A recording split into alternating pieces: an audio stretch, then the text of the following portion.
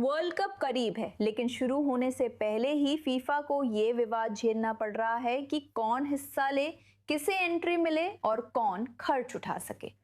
Iran की राष्ट्रीय team से लेकर सोमाली रेफरी तक, जिन्हें अमेरिका में प्रवेश से रोका गया, फुटबॉल के सबसे बड़े टूर्नामेंट की तैयारियों को राजनीति पहले ही प्रभावित कर रही है। एलेक्स लॉस रिपोर्ट कर रही हैं। ये हैरान करने वाला है क्योंकि आप सॉकर के बारे में नहीं सोचते। हम फुटबॉल को सॉकर भी कहते हैं, है ना? लेकिन आप इस देश में सॉकर के बारे में नहीं सोचते। वर्ल्ड कप आने वाला है, लेकिन फीफा को फिर से मैदान के बाहर विवाद का सामना करना पड़ रहा है, जिसमें एक बड़ा मुद्दा ईरान है।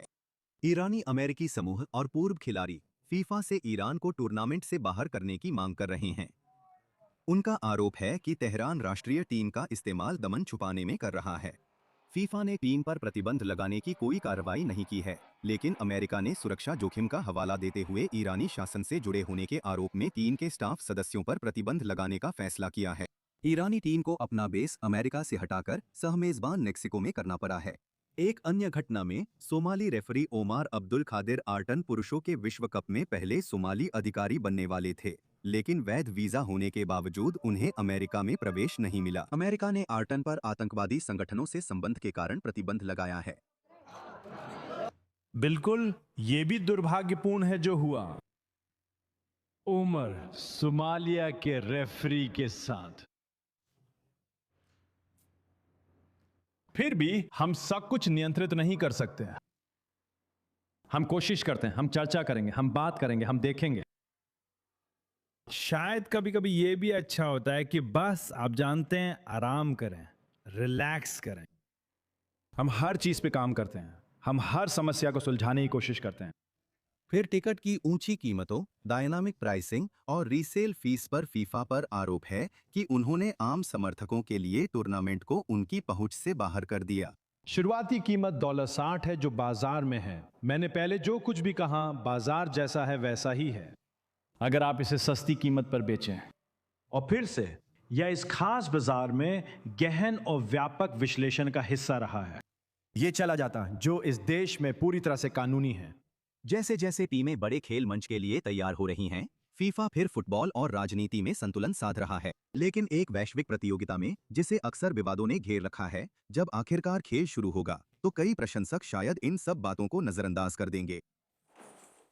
और इस पर और जानकारी के लिए हम सीधे वॉशिंगटन में मौजूद अपनी वरिष्ठ अमेरिकी संवाददाता माइक वॉगनहाइम के पास चलते हैं, जो हमारे साथ हैं। विश्व कप लगातार वैश्विक राजनीति और पैसों के लिए एक मंच के रूप में काम करता है।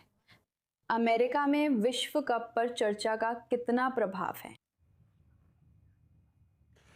आप जानते हैं, कुछ विदेशी नीति के मुद्दे वाकई में विश्व कप के मामले में मायने नहीं रखते। अगर आपको याद हो, ये अमेरिका, कनाडा और मेक्सिको का संयुक्त उत्तरी अमेरिकी प्रयास था जिससे इसे वैश्विक मंच पर लाया जा सके। अमेरिका और उसके उत्तर और दक्षिण के दोनों पड़ोसी देशों के बीच व्यापार को लेकर स्पष्ट रूप से बड़े तनाव हैं, लेकिन विश्व कप के दौरान कोई भी व्यापार समस्याओं के बारे में बात नहीं कर रहा है। लेकिन जब आप अन्य मुद्दों की बात करते हैं, खासकर आप्रवासन की, जैसा कि हमने सुना कि सोमाली रेफरी को वीजा संबंधी समस्याओं का सामना करना पड़ा और अन्य प्रशंसकों और कुछ सपोर्ट स्टाफ को भी ऐसी समस्याएं झेलनी पड़ी हैं। यह निश्चित रूप से अमेरिका में आप्रवासन के मुद्दे को यहाँ देश में व्यापक चर्चा का हिस्सा बना देता है। इसके अलावा जब आप ईरान जैसे मुद्दों को देखते हैं तो फिलहाल ईरान का मुद्दा सबसे अहम है और हर खबर की सुर्खियों में है।